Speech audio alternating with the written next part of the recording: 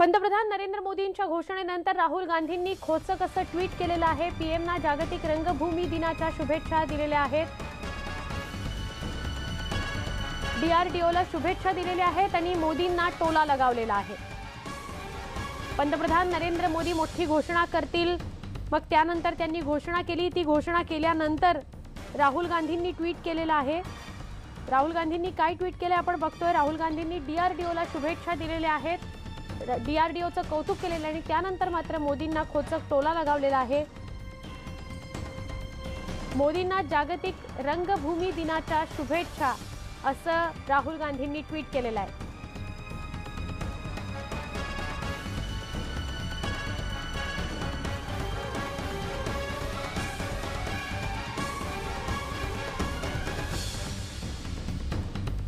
World theatre डेच्या पंतप्रधान नरेंद्र मोदींना शुभेच्छा असं ट्विट करत राहुल गांधींनी एक प्रकारे खोचक टोला पंतप्रधान नरेंद्र मोदींना लगावलेला आहे।